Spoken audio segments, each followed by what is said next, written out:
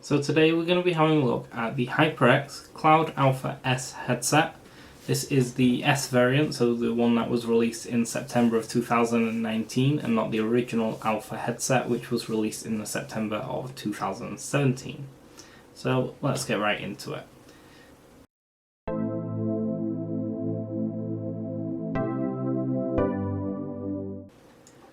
So this is not an unboxing. I have had this headset now for a good 4 or 5 months. I have used it daily for various things, including TeamSpeak chat, game chat, gaming in general, watching videos, watching films, listening to music. So pretty much anything you can do with a headset I've used it for. As I said, it's not an unboxing for obviously that reason. I'm just going to give you my personal review on how this headset has held up over this amount of time. So, in the box you get the headset itself, you get a detachable mic, a detachable 3.5mm jack cable, the USB sound card, a set of fabric ear pads, and a nice little carry case to put it all in. Now the HyperX Cloud Alpha S is currently on sale for £120. The original Alpha is on sale at around £80, with the older Cloud 2, which was originally released in 2015, still also at £80. Now I did used to have the Cloud 2, as you can see here, so I will be comparing certain features to this one, as this is what I did upgrade from. So when you get out of the box, first thing you want to do is obviously put it together. The 3.5mm jack, the one with a slightly grey bit on the end, goes straight into the left ear, straight in. There's no latch or anything to hold it in, but it does fit quite tightly in there, and it hasn't fallen out, it doesn't come loose or anything like that. And since I've had this, I've only had it out maybe a handful of times and I've never had any issues with it. The next thing you want to do is the detachable microphone, which is the exact same. Push it in. Again, since I've had it, I've only had it off a handful of times and it's never come loose, never come off. You don't notice that it's even a detachable mic unless you actually want to take it off. Once you've done that, you want to choose which ear cushions you want. The ones that come on it already are the leatherette ones. They are memory foam, they are very comfy, and the ones I do use. But if you want, you can use the fabric ones, and changing them is as simple as just unhooking it and hooking the new ones back on. They kind of got a little stretchy leather bit on the back to hold them on. So once you plug it into your computer, it's as simple as plugging the USB jack in. It's as simple as plugging the USB cable in, plugging the 3.5mm jack into the hole, and away you go. Windows will automatically install any drivers for the USB sound card. It will also install 2 sound output drivers. Now one of this is for the HyperX Cloud Alpha S game and one is for the chat. Now I'll get into that in a bit more detail as there is a chat mixer which comes in very handy when you're playing online games. So also on the headset itself there are bass adjustment sliders at the bottom here. You just slide them up and down to increase or decrease bass in the game. There's 3 settings. That is off, little bit, and lots. You can do each side individually. Most of the time I do leave them fully open as I do like that little bit more bass, but it is on personal preference. The headband itself is also memory foam, as with the previous Cloud 2. There's not a lot of difference in construction. It's still a durable aluminium frame, and in several hours and several days worth of gaming use, it's not misshapen, it's not broken, it's not gone flat or anything like that. It is still as it is when it came out of the box. So let's go over some details that are on the back of the box. So we've got the standard HyperX Comfort, which I've gone through. The new HyperX Cloud Alpha S, just like the Cloud Alpha, uses a dual chamber drivers for the sound. Now HyperX do make a lovely short video, which I'll link in the description, explaining the difference between dual chamber drivers and normal drivers.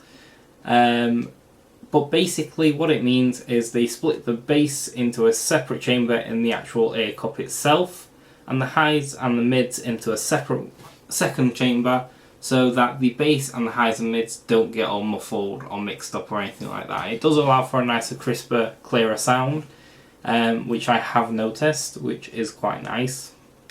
But like I say, if you're interested in that, I will link the original video in the description below from HyperX. As I said, the frame itself is still aluminium, it's still quite tough, it's still quite sturdy. I've not managed to break it, despite numerous times dropping it, knocking it off, running it over with my chair, all sorts. Obviously the mic and the 3.5mm jack are detachable.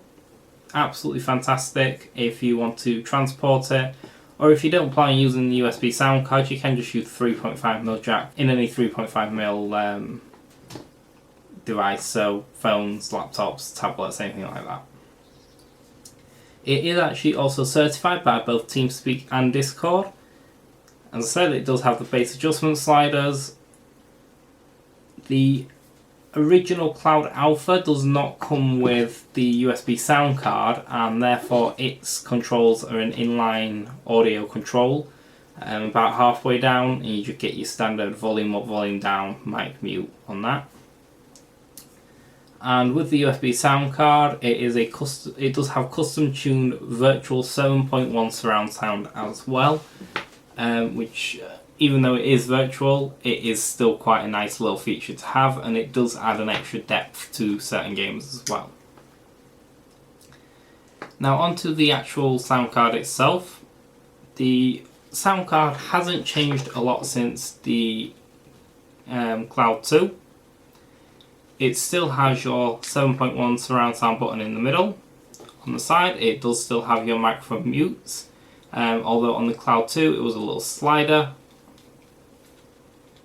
and on the Cloud Alpha it's actually just a button which lights up red when it's muted and is clear when it's not.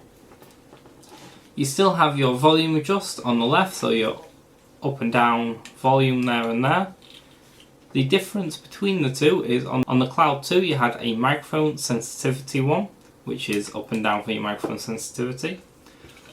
On the new Cloud Alpha one, it's actually got the game and chat audio balance, which I use multiple times depending on the situation.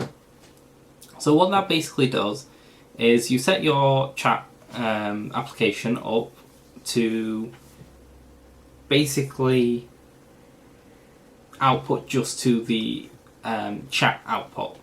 As I said, it does install two separate drivers. And you set the rest of the windows, in my case, up to just output to the normal game chat.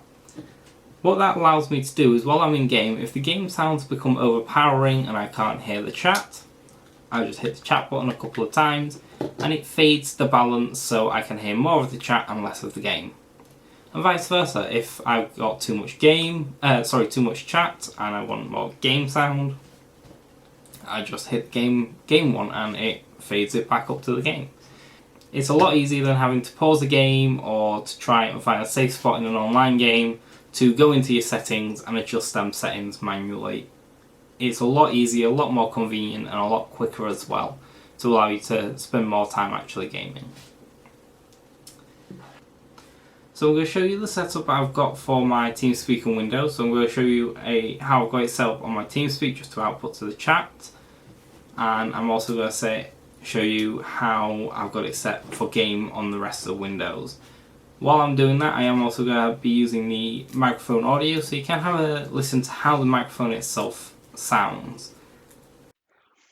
So what I've done here is just swap over to the microphone audio, just so you can have a little bit of a listen how it sounds with generalized talking. With regards to the screenshot on screen, you can see here the two different options that you have for sound output, either via chat or via the game. Like say, I personally set my TeamSpeak to just the chat output and Windows to the game for everything else. So that's the sounding of the actual microphone itself. As you could probably tell, it is very crisp, it is very clear, it is very easy to understand. Now, for long gaming sessions, it's very comfortable. As you'd expect with the memory foam ear cups and the memory foam headband, it just sits on your head comfortably. It's not overweight, it doesn't feel like you're getting your head squished by it or anything like that. It is just a nice feeling when it's on there, and you can sit there and game for hours and hours and hours without feeling it. I have had headsets in the past where after 4 or 5 hours you can start feeling it kind of contracting in towards your head, or your ears start hurting, things like that. You don't get this on that. You don't get that with the HyperX Cloud Alpha at all. Sound quality wise, it is really good. The virtual 7.1 surround does sound good on most things. Other things it can sound a little bit echoey. So you kind of just need to be aware of that. I did find that on listening to music, that if you've got the 7.1 surround sound, it does sound a little bit echoey, but with the USB sound card, you press the button and it's gone back to normal stereo sounding, and it's all good. In games though, I do actually quite enjoy the 7.1 surround sound, as it does give you them slight extra audio cues about where things are happening, and it can help your gameplay as well. So, is it worth the additional £40 over the original Alpha? Well, I would actually say it is. The bass adjustment sliders that are on it, which allow you to manually alter the bass, the USB sound card, which not only gives you the 7.1 surround sound, it also gives you the chat and game balance, and it does also extend the cable length if you need it. It is a very nice feeling headset. You can actually get it on offer usually for anywhere between £80 and £100 when it's on offer, and like I say, when it's not on offer, it's around the £120 mark. I first got this headset in the November of 2019, so it had not long been released. I actually got it for £100, and I think it was definitely worth that price point when I bought it. Do I think it's worth £120? I would say yes, to a stretch. It is a definite improvement over the Cloud 2 which I had, which was my favourite headset for a very long time, the Cloud 2. Unfortunately, due to excessive use and an accident, my Cloud 2 did become unusable, which is why I did upgrade, and I was originally going to go out and buy another Cloud 2, and I ended up getting this, and I'm glad I did, as it has made a difference, and it does sound a lot nicer. Now what I'm going to do, I will be putting, as I said, the original dual chamber drivers video from HyperX in the video description for anyone to watch. It is well worth a watch. It is very informative and it is kind of interesting, especially if you are into that kind of thing. I will also put in the description the link for the HyperX Cloud 2 headset, the HyperX Cloud Alpha headset, and the HyperX Cloud Alpha S headset, which is the one we've been talking about today. They'll all be in the video description as well. Please feel free to have a look and leave any comments below. If you like this video, let me know. Hit the like button, hit the subscribe button, and any criticism or feedback is always welcome. Just leave it in the comments below.